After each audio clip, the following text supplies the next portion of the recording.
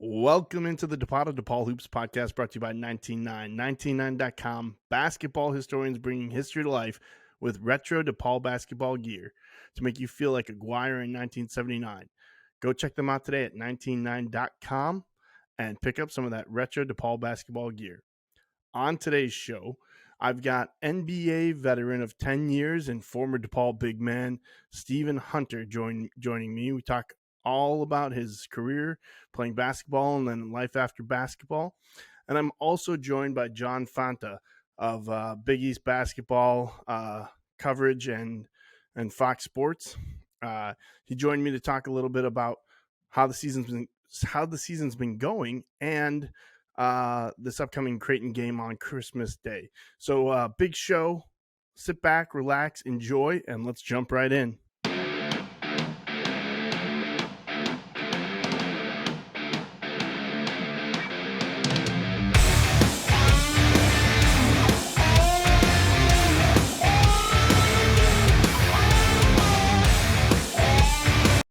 Welcome into the DePaul Hoops podcast brought to you by 199.com. Thanks again for joining me, Blue Demon Nation.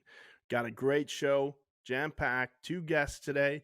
We've got Stephen Hunter, NBA veteran of 10 years, and DePaul big man from the late 90s. He sat down and talked to me for a little while, and I think you guys will really enjoy that. And as well as John Fanta, he joined me today, and we get into the upcoming game against Creighton, some of the things that happened over the weekend.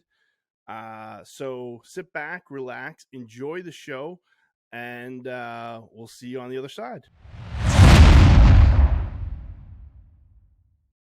All right, welcome in today to Stephen Hunter, former DePaul big man, 10-year NBA veteran. Thanks for joining me today, Stephen. Hey, my pleasure. Thanks for having me. Yeah, no, I appreciate you coming on, spending the time this close to Christmas, and so let's jump into it. Let's talk about DePaul and how you ended up there, growing up in Maywood, and what led you to that aha moment that got you to come to DePaul. Well, believe it or not, I always was a DePaul fan. So back in the 90s, I used to watch Tommy Klein-Smith, all those guys. I can go on and on, David Booth. And so I used to watch them on WGN. So I was always a DePaul fan. The first basketball camp I ever went to was Ray Meyer's basketball camp in Three Lakes, Wisconsin. I was, I believe, 12 or 13 years old, and caught a bus from Alumni Hall, drove out of the city. It's probably my first time out of the city, and stayed there for a week, got a chance to meet Ray Meyer and compete. And I think that camp is what really inspired me to want to play basketball, inspired me to want to take it to the next level. So DePaul has always been like a part of my life since I was a little kid. Oh, that's good. You hear. I've heard you talk specifically about the draw of the city of Chicago to bring people to DePaul too. So, why don't you talk about the competitiveness too of Chicago basketball and how that played a part in your development as well as a player, as well as making that choice to move to DePaul. Well, in the 90s, Chicago high school basketball was everything. I mean, so many great players, starting with my home school, Proviso East, with Three Amigos, back-to-back champions, early 90s. Then you move on to the mid-90s, and you got Farragut and with Kevin Garnett and Ronnie Fields. So, Chicago basketball was just everything. It was so intense. The Proviso West Christmas tournament. I can go on, but it was the main attraction. You know what I mean? And so, just Chicago's just a very competitive place anyway. I've been blessed to play for some great coaches, AAU coaches, starting with my guy Pete from Oak Park Sonics. When I was in 8th grade, he found me at the local YMCA. I was a 6'4" skinny kid shooting around. And he gave me my first opportunity. He was like, man, you got some potential. Come play on my AAU team. So I played with him. and then Terry Head was my second coach, and he really brought me to the player that I began to become. You know, he gave me a lot of confidence and took me around the country playing in different tournaments. And then my last team I played for was the Mac Irvin Fire, Chicago Fire. I played with guys like Amari Sawyer and Leon Smith, all those Marquis Perry, great players like that, and we really hit the national scene hard. So, you know, all of those coaches and the players I played with, you know, especially during this time of the '90s, just played a big part in my development.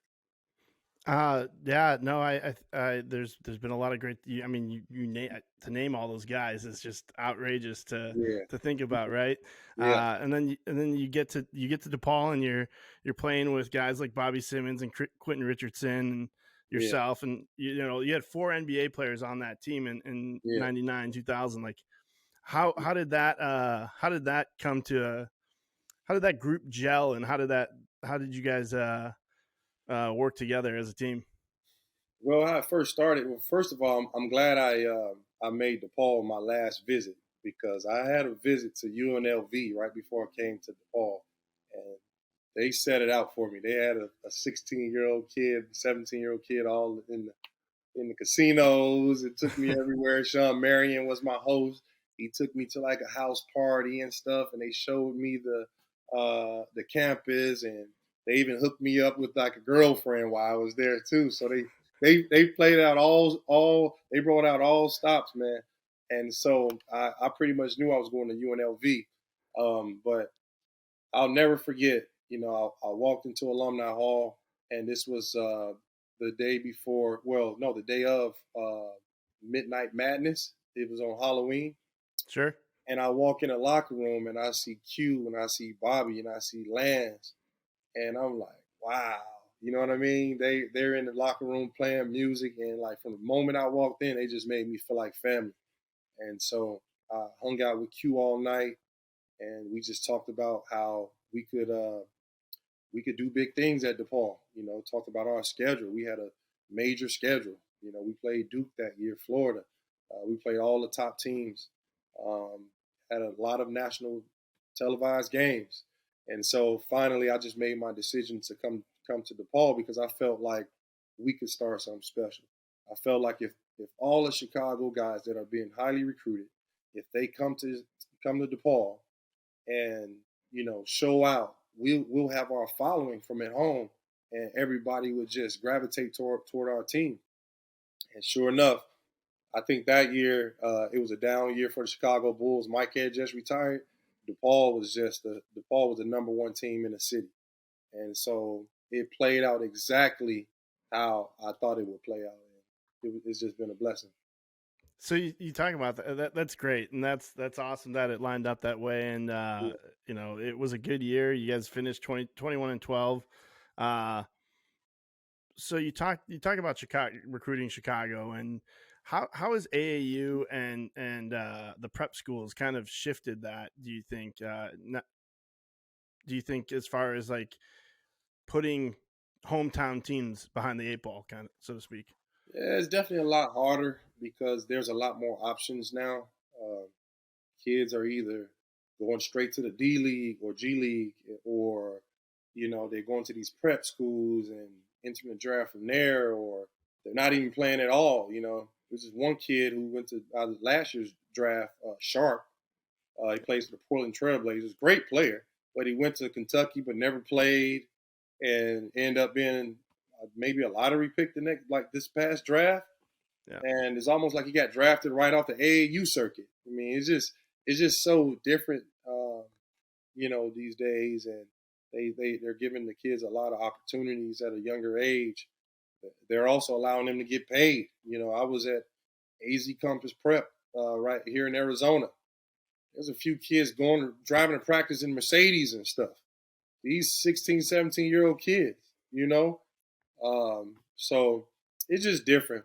You know, I come from the days of, you know, Pat Kennedy had to sit in my living room and recruit me. Denny Crum sat in my living room. Jerry Tarkanian, all these great Steve Fisher, all these great coaches sat in my living room and spoke to my mom, and they talked about education, and they talked about what great of university this would be and how we're going to help, you know, turn Steven from a boy to a man once he leaves our university. And it was just it was a lot more it was a lot more home like family atmosphere, you know. But this day and age is just totally different. So it is what it is. Yeah, yeah. So what's your message to the Chicago kids that might want to that might be looking to a few years down the road end up in the NCAA, but hopefully at DePaul? What would your pitch be to them to come to DePaul? Going to DePaul was the greatest decision I ever made in my life. It's the greatest decision I ever made in my life. Everything I thought it would be, it was. I mean, from the fans to, being home, playing in Chicago. Chicago is, to me, the greatest city in the world. And now that we have Wintrust Arena, I wish we had a place like that to play in. When I played, we were still playing at the Rosemont Horizon, And so now they got this beautiful facility that we're just waiting to pack out, Man, DePaul itself is just a great campus. It's intimate. It's not too big, like some of these other universities where you can kind of get lost. It's like a family atmosphere. You go there, you pretty much know everybody. So I mean, that 2 years I spent at DePaul was two of the best years of my life, and I wouldn't change it for nothing. So I would encourage these kids to go to DePaul, link up with the other all-staters, all-Americans from Chicago. Link up, get together, go there, start your own Fab Five, because that's what we did, and it ended up working out for all of us. Nah, that's good. That's an awesome thing to hear. And so talking about Wintrust and some of the new things, have you talked to Coach Stubblefield or DeWayne Peevy? Yeah. I went up and visited the campus, visited the locker room. I was like, my God. I mean, it's like an NBA facility. They got everything. They got everything we ever wanted, man. I mean, that place is top tier. It's top tier. Stubblefield's a great coach, great man. I got a chance to speak with the team, the athletic director. They have everything in place. All we need is the guys to decide to team up and go to DePaul. Show them some of our tapes. Show them what we did for those 2 or 3 year run that we had. It was probably longer than that, but just show them our tapes, man. We had a great schedule. We had great players, and if the players get together, you'll get those teams. You'll play the Dukes. You'll play the North Carolinas. You'll play the Kansases. But we just got to have a team that can, compete at that level. And so, man, I wish I played at DePaul right now. I do. So let's shift gears a little bit to your time in the NBA. So you're drafted 15th, I think, overall. And so what was that like, transitioning from that college atmosphere into the pros, into real life, I guess? I mean, Right. so to speak. Tell me about that. Well, I left school after my sophomore year. Right away, I went straight to Tim Grover. Went to Tim, and Tim totally changed my mind. He changed my body. Working out with guys like Michael Jordan, Mike Finley, Antoine Walker, Scottie Pippen, Kevin Garnett, you name it. They were all there in the summer of 2001 because that's when Mike was planning to come back for the Wizards. So he invited everybody up there. So when I tell you we had like the most amazing runs, bro, I mean like just everybody, Jawan, I can go on and on. To be a But fly on the wall there. yeah, but coming out of college to be able to, Sean Marion, to be able to compete against these guys every single day while I'm getting ready for the draft. I mean, I went to that NBA camp that they had at Moody Bible. I got MVP. I mean, them kids didn't have a chance because of who I was playing against. You know what I mean? I'm competing against NBA All-Stars every day. And now I go to Moody Bible and I stood out, and it really boosted my stock. But I owe a lot to that summer. That That's summer awesome. Tim really got my body stronger. I got my game right, and from there is history. Oh, that's good. That's good to hear. And then you mentioned Michael and you mentioned Garnett.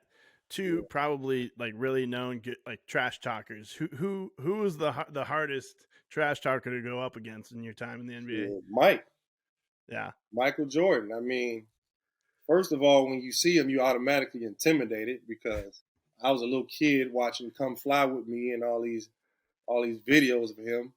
And then when you are in his presence, it feels like he has like a halo surrounding him. You can just tell he's special. And then I don't know, man. He's just like a pit bull. Like he's a nice guy off the court, but when you playing with him, man, hey, that dude cutthroat. He'll say anything to you, and everybody was scared of him. And I think everybody was scared of him. Everybody respected him, and he was just a top dog. So yeah, Mike, Mike, Mike will make the best, richest, whatever all star you think you is feel like you this small. For real, yeah. Oh, that's good. That's good. What about? I mean, you played on some pretty good teams, notably Phoenix. You know, you're an ambassador for the Phoenix Suns still, I believe. Yeah. Uh, Tell me about that team going to the Western Conference Finals and that how that team came together and pushed through to where they got to and accomplished what they accomplished. So I was coming off my third year in Orlando, coming off an ACL injury. I had some people, I had some doubters, and I was just really trying to get back to my form. I was drafted 15th overall, so I had a little bit of pressure on me to perform. Like we need to do this. So we was coming off a down year in Orlando. They gutted that entire team. That was the year they drafted Dwight Howard #1. They got rid of T Mac and the whole team. And I signed a 1-year deal with Phoenix, and it was the best. It was the best thing that could have happened to me. I mean, I got a chance to. So they signed Steve Nash at the time. Quentin Richardson signed there, so I got a chance to play with my college teammate. Um, Joe Johnson was there, Mari, Sean, and then we got a new coach. His name was Mike D'Antoni. And from day one at training camp, man, he implemented this offense called 7 seconds or less. No matter if they score or not, get that ball out, get it to Steve. Let's get a shot up within 7 seconds. So for a running big like me, that was everything. I needed a system like that, and so I think Phoenix is where I pretty much rejuvenated my career. And then from there, I really wanted to come back to Phoenix, but I had to go. I had to go take them. I had to go get the contract with Philly. So I signed a 5-year deal with the 76ers after I left Phoenix. But Phoenix was definitely by far my best season and the best enjoyable time I had in the NBA. Yeah, I mean, you got to the Western Conference Finals. I mean, that's something that that's not everyone gets to do that. Even Yeah. not. I mean, you guys didn't get to the championship, but still, that's a phenomenal Lost like them damn accomplishment in Spurs, itself. man. I hate the I Spurs. know it. I mean, like we hit them with our best shot. Like everything we've been doing throughout the regular season, where we'd normally be up 20 points, we was only up 4, 5, 6. They just kept it close to the end. And then last 6 minutes of the game, they know how to execute better than any other team I ever seen in my life. And they had a lot of players that hit big shots, like Manu Ginobili, Robert Ory. They had Brent Barry, of course, Tony Parker, Tim Duncan. I mean, they just had a bunch of vets that knew how to play. That was unselfish, and I think they won a championship that year. And so you talked about going, and you got to play with your college teammate and Quentin Richardson. Like how how important is that knowing each other's game, coming and then being able to hit it off like right out the gate to success of a team and to success of players, Yeah. uh, making a mark that year. Well, Q's always a leader wherever he go. He just got that kind of personality that's going to be always hard working. He's going to bring that dog out. He was that toughness that we needed that year. So he was kind of like the staple of that team in terms of the emotional, physical mindset. That was all Q. And obviously knowing him, I'm from Chicago. He from Chicago. We spent some time together. He was caked up with Brandy at the time, so we used to go over there and hang out a lot, and we had a good time. But no, it was always fun playing with Q. We still talk to this day, man. That's my man. Always will be. So you talk about your game, like you kind of were like a point forward before point forwards were a Yeah, thing, yeah, to some extent. I mean, I don't think you shot too many threes, but you yeah, still could handle the ball pretty, yeah, with the best of them. for sure, for How sure. did that help you get to where you wanted to be, and how important is that skill for big men? Obviously, that's huge today in today's game, but Yeah. how, how did that work for you? Well, just growing up in Maywood, I was always tall, but I stayed at the park playing 21, playing 32. And if you didn't know how to handle the ball or shoot, then you was gonna get ran off the floor. So I pretty much got my game from the playground, just playing in Maywood, and I just kept those skills as I continued to grow. And then for myself, I never tried to pack on a lot of weight. I was always a little slim and lean, but I was always athletic. I handled the ball and I can run faster than the guards. So one thing my coach always told me, Terry Head, was just beat them down the floor, outrun them. So I've been running the floor, extremely well since I was in 8th grade, freshman year. That's pretty much what I was known as. And then I use my quickness against bigs. Like I'm 7 foot, but if I'm posting up a guy and he's bigger and he's slower, I pull him off the post and I use my handle to get around him. I'm able to shoot my shots around the basket. But I always use my versatility and my coordination for my size to my advantage, and I think that helped me a lot. Yeah, no, and I was watching some of the videos of you. I mean, you looked like you were flying like a point guard, through the lane on some of those dunks. So Yeah, I, yeah, yeah, you really kind of transcended the time there, without a doubt. So yeah, for sure. uh, Thank you had a successful NBA career. It's a blessing, of course. But let's talk a little bit about what you're doing now off the you. court, in your community. Uh, you've got the Hunter Elite basketball program. Yeah, Tell me a little bit about that and what you're aiming to do with that. yeah. So I started a club basketball organization because I wanted to get back into coaching and teaching the game. Um, and I just fell in love with it. Honestly, I love paying it forward, giving it back. All the knowledge that I've gotten from my coaches, whether it's Pete or Terry Head or Pat Kennedy or Andrew Johnson or Doc Rivers or George Carl, any of those, all those coaches, I use that knowledge and I give it back to kids. And I give them that knowledge.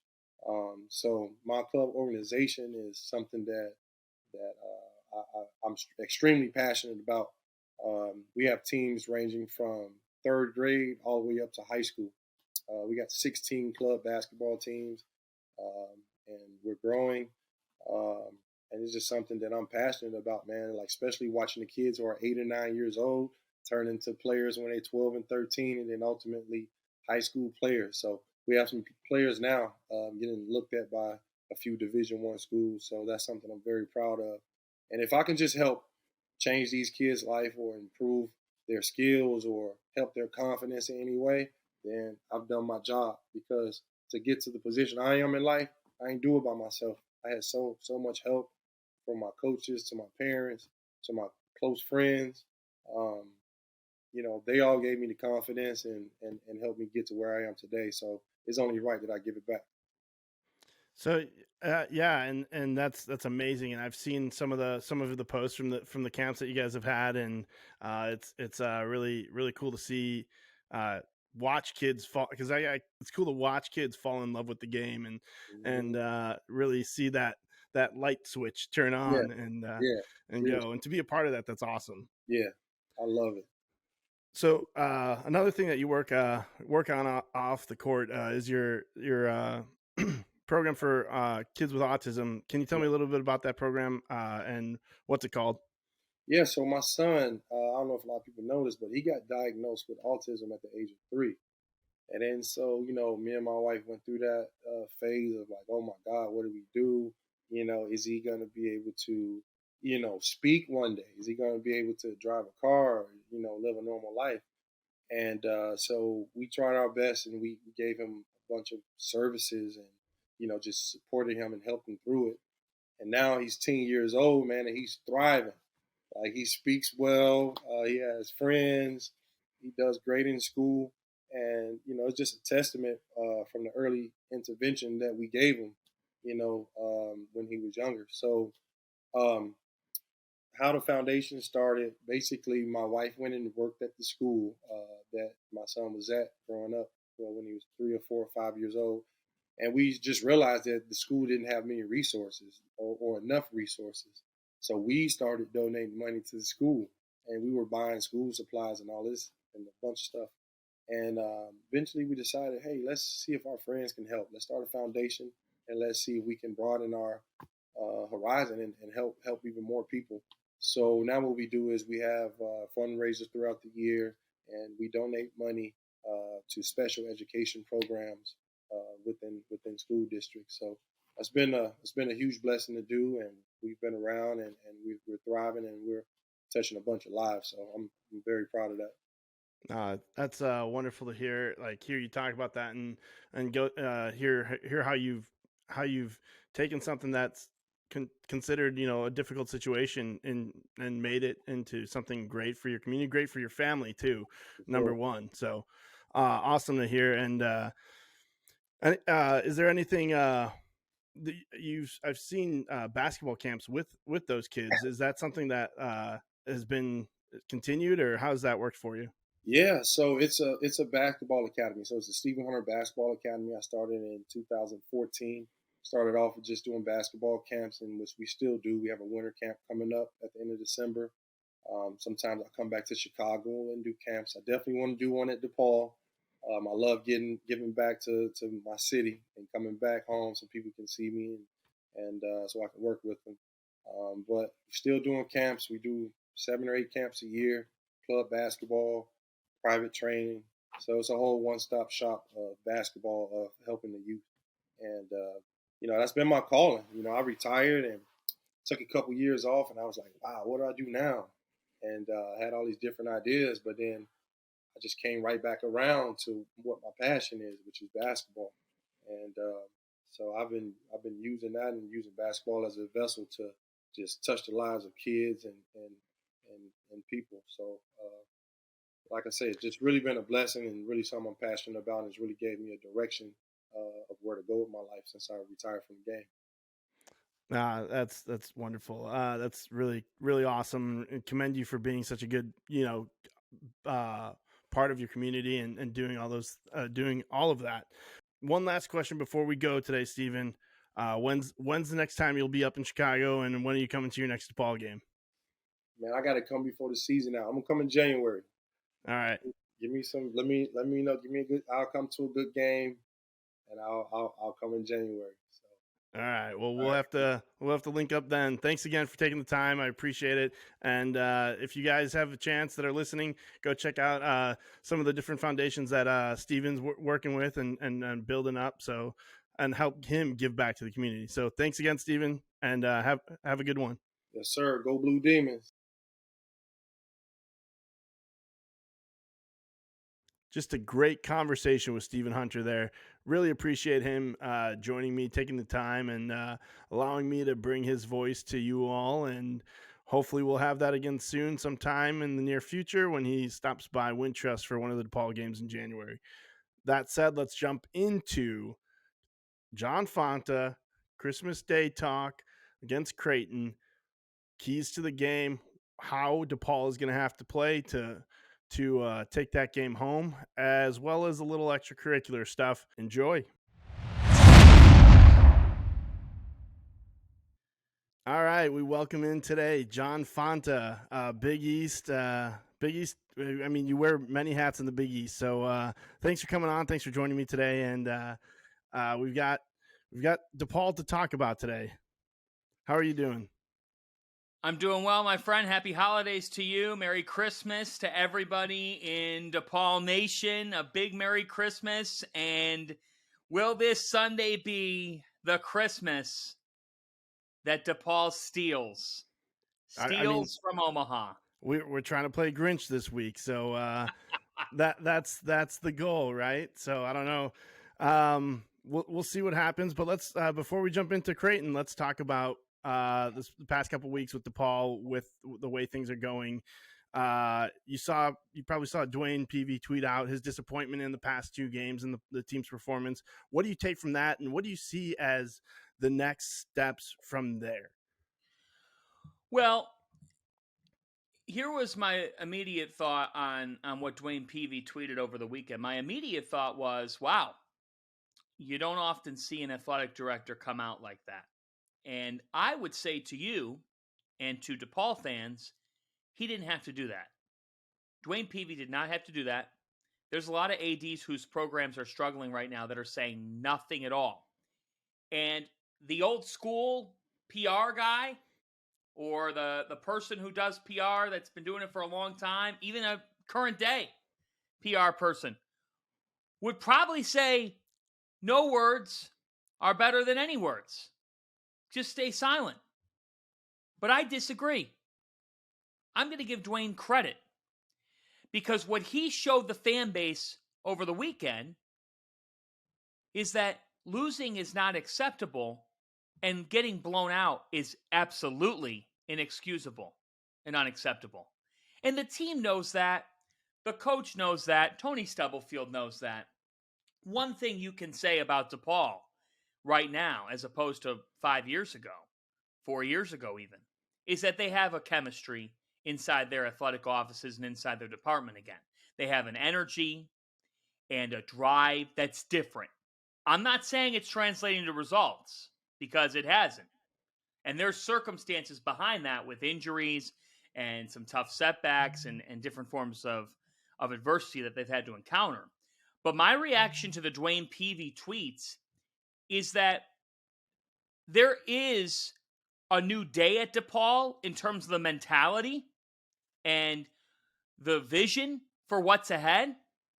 But until you put together results, those words only matter so much. So I think that every DePaul fan would appreciate the fact that there was accountability and leadership present in that moment, and that was the intention of the tweets. By the same token, we've heard those messages before. Many people have heard those messages before, whether it be at a press conference or after the season. The Blue Demons are going to have to make some sort of progress in the Big East Conference to show that this thing is moving in the right direction. It's a what have you done for me lately world. They got blown out by Northwestern. So the words only matter so much.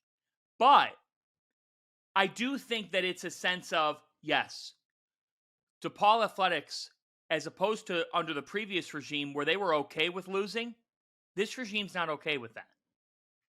And I think that, I mean, that goes to show, I mean, what you said there was perfect. And what that goes to show what kind of caliber an athletic director DeWayne is, coming in from the SEC, coming in from Kentucky. And it goes to show the level of prominence that he sees in the future for DePaul. And I think that what really, like you said, it's time to act now. It's time to act, because, words only go so far. And go ahead. I feel bad for DePaul fans. And I think that that's what the AD was making clear over the weekend. Yeah. Is that he sees it. He understands the pain. He understands what people are going through. And I think sometimes the athletic director sits in his suit, in his high chair, in his office upstairs, and he sits there and he's above all of the common folk. The fact is, the common folk are paying the money to see the team. The common folk help support the team. So, whereas maybe another administrator might have not said a word, I don't mind DeWayne coming out with a message that spoke of passion and that spoke of, we are going to get this right. And I think that there needs to be some appreciation for that. And he realizes, and the coaching staff realizes, and the players realize. I think the biggest thing is for the players. The players, what you don't want to have happen is for what happened against Northwestern to become okay. And those tweets, they sure made it sound like, and they sure made the message clear, that blowout loss resonates, and it will be in their locker room, something that they think about. Yeah, absolutely. And DeWayne he's been on the forefront of the fan base. Like, he's been out in front of everyone, and he puts himself out there. So credit to him on that. And I think it goes a long way, especially with the where DePaul has been to where we are now. So we talk about DeWayne and what he's said in his tweet. What's the blueprint to bring back DePaul, or what's the blueprint to bring back DePaul to where they had been 30, 40 years ago?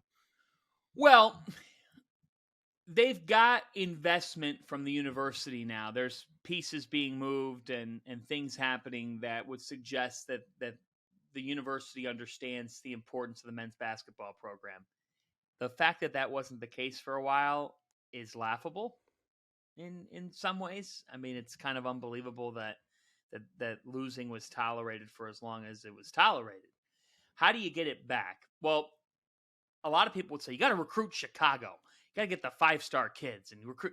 Folks, that's a pipe dream today.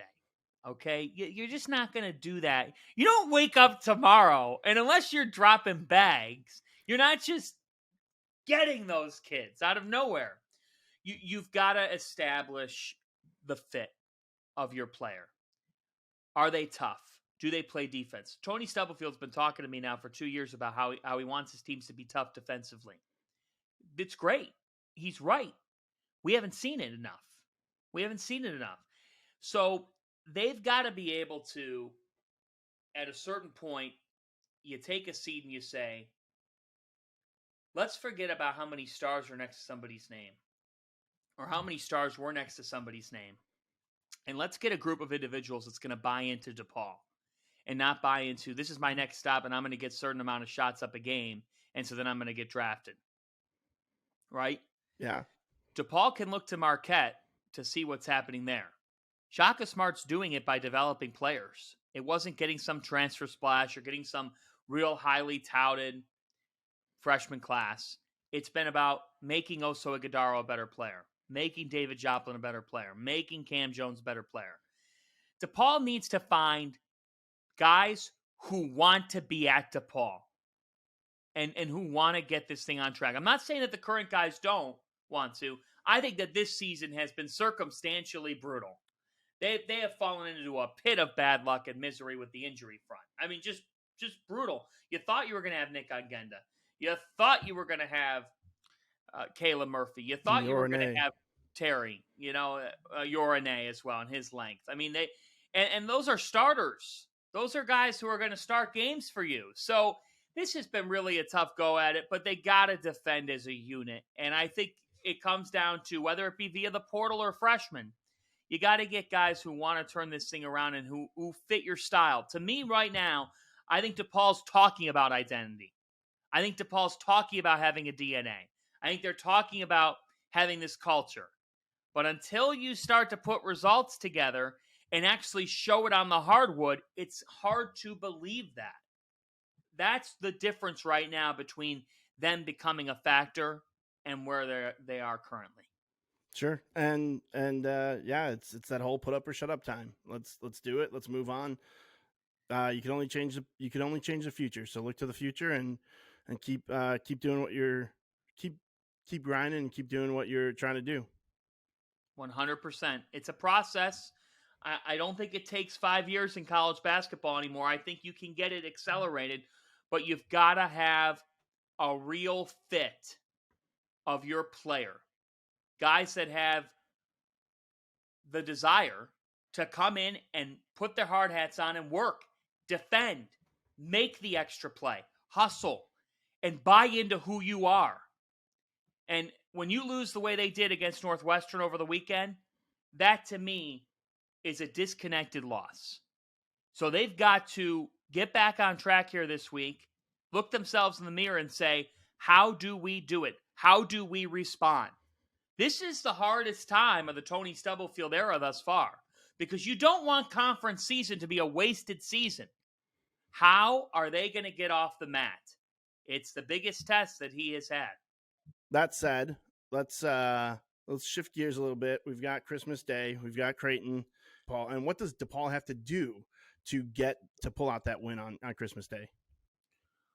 Well, they're going to need to generate high percentage shots, and that's got to come beyond the 3-point arc. I mean, they're going to need Umoja Gibson and Javen Johnson to combine for 40 points in the game in some way, shape, or form. You look at what DePaul has, and the status of Ryan Kalkbrenner is so big in this game. Because if Creighton has Kalkbrenner, they're a different team, and he can protect the rim, and he can also just totally wear you down with how he plays.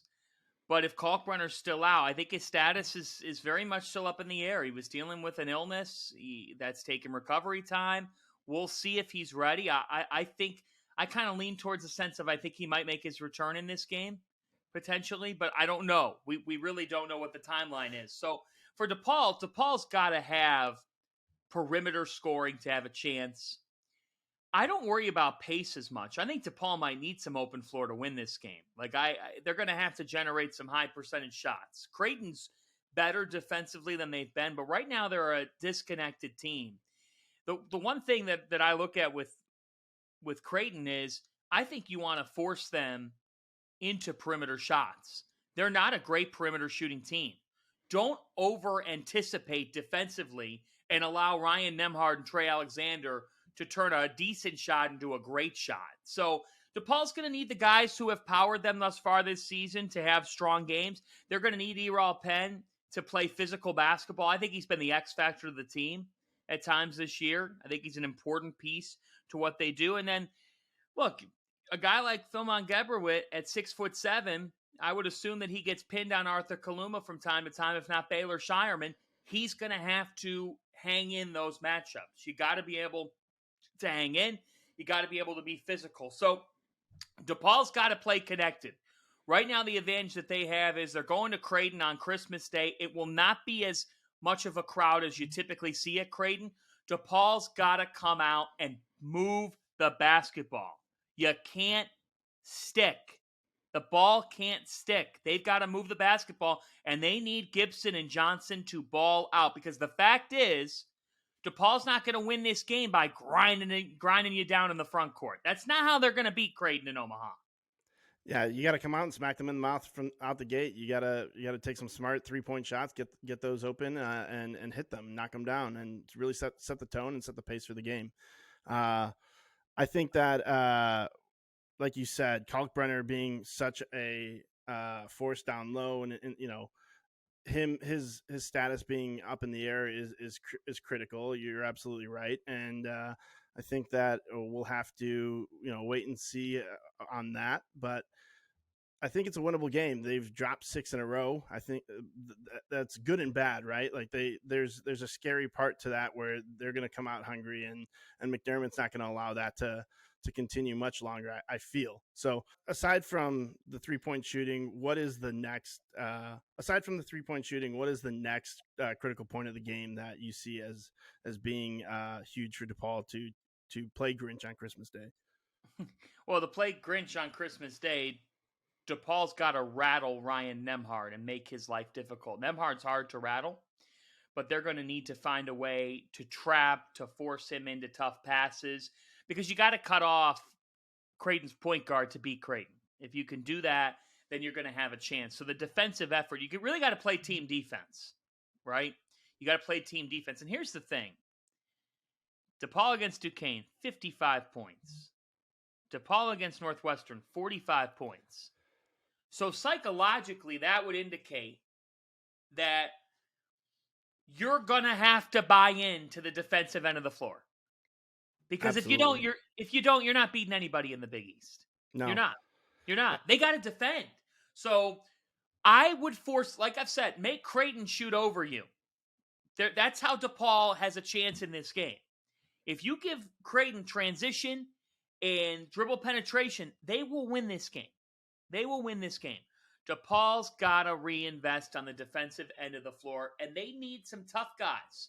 They need some folks to step up and make things happen. You know, we've talked about Johnson and Gibson, but Penn has got to be a guy that makes things happen. The loss of Nick Ongenda can't be overstated. Brutal for this team. They're just not the same without him.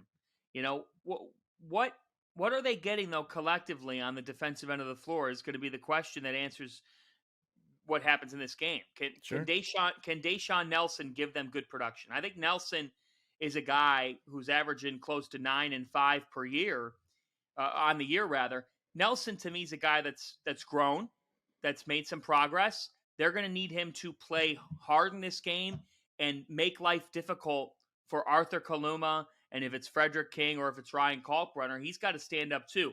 You've got to defend. And here's the other thing. They're going to have to rebound. Creighton's tough enough to defend off the first opportunity, nor alone on the second. And Creighton might be the best team in the history of college basketball to lose 6 consecutive games. I know that sounds crazy, but it feels that way. So for DePaul, they're going to have to buy in on the defensive end of the floor because they're not just going to win a game of offense with Creighton. They're not. No, you're absolutely right, and I think we'll have to just wait and see how this game goes. Let's shift gears a little bit to Christmas. What's Fanta's top 5 Christmas movies? Oh boy. Well, number 1 is National Lampoon's Christmas Vacation. There's just no question about it. I love Christmas Vacation. Number 2 is Elf. I could watch it 10 times in a row and it wouldn't get old for me. And I love the New York City element to it. It's so much fun. That's number 2. Number 3 is the original Santa Claus. I love when he burns the turkey because we all relate, and he takes him to Denny's and they don't have anything. It's just great. It's a great Christmas movie. Number 4 is the Polar Express. Tom Hanks could talk my life soundtrack in the background. If he could do play-by-play of my life, I would have him do it. So Polar Express is 4. Oh my, I've got one more. It's hard to squeeze everything in the top 5. Four Christmases is Christmases. A personal favorite with Vince Vaughn and Reese Witherspoon. It's so good. It's funny. I love the scene in the church when they reenact the nativity. 4 Christmases for me. I have to say that 5th one was unexpected, but I could see it. I I definitely. I really like it. Christmas with the Cranks would be up there too. I honestly like that's one of my like unspoken like that's a good. It's so good. Dan Aykroyd. Yeah. It's hilarious. Yeah. It's Christmas with the Cranks is hilarious. Yeah, it's Tim Allen and Dan Aykroyd at their finest. So yeah. All right. Well, thanks again, John. I appreciate it. You have a great Christmas and happy holidays to you as well. Thanks for jumping on. Thanks for taking the time. The Grinch and Dibs are friends, and maybe the Grinch will do Dibs a favor on Christmas Day. We love to hear that. I appreciate it. Thanks for having me. Yeah.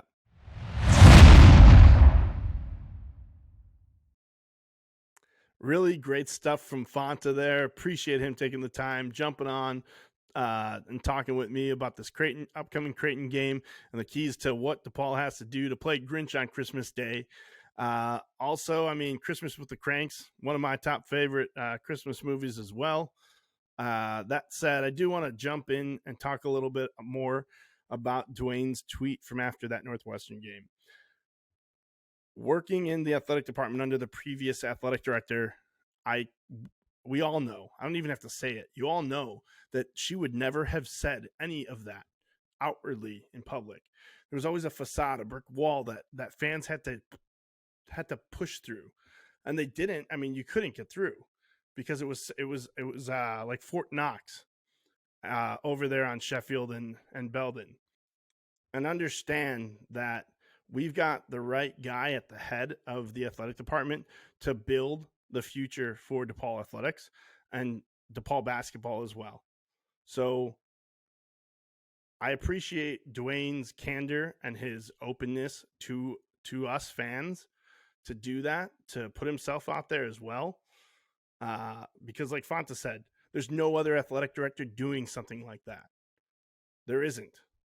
And they're actually advised against it probably. So thanks to DeWayne for doing that. And now, like we said, like Fanta and I said, it's time to start seeing results. With that said, have a Merry Christmas, Blue Demon Nation. Go Blue Demons, and I'll see you next time.